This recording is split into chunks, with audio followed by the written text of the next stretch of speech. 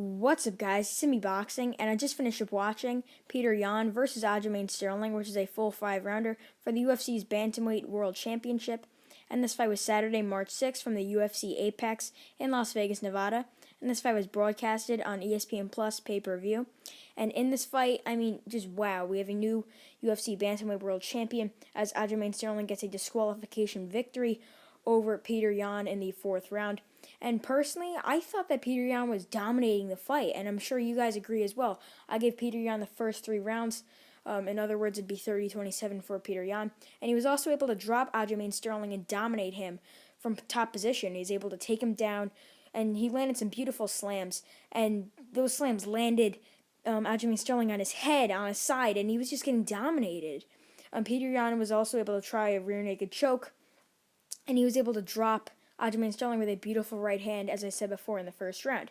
And he was looking like he was going to be defending his world title, as he looked tremendous. This was like the best I've ever seen Petr Yan look, up until the 4th round when the referee said, while they were engaging in a clinch, Aljamain Sterling went down. Referee said he's a down opponent.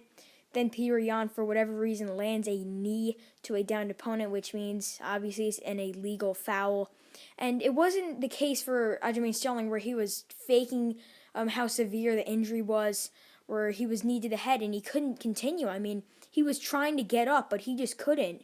His eyes were all over the place. He didn't know what was going on, and I hope he's okay, because that was a huge knee that he took while down. Sterling was getting dominated, but, it's illegal, and he has 100% the rights to win this belt, because it was an illegal foul from Petr Yan.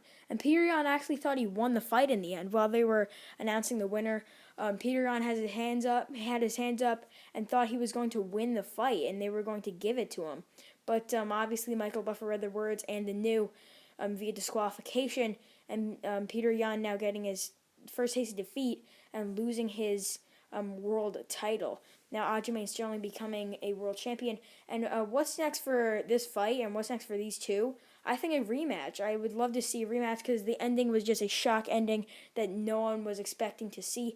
Everyone thought it was either going to be a very close win for Sterling or a very close win for Yan, but it ended up being an ending that nobody would have expected, as I was saying before. And this stuff happens 1 in a million years, and it wasn't like Yan was frustrated from Aljamain Sterling being on the ground too much, so he just let out his frustration and landed that knee. It was just sort of out of nowhere, maybe just instinct. He thought he could land that knee, because I don't really think it was intentional, although it went in as an intentional foul, because the referee did say, like, seconds, or not even milliseconds, before Petr Yan landed that knee. But that was a brutal knee, and I sure hope that Aljamain Sterling recovers.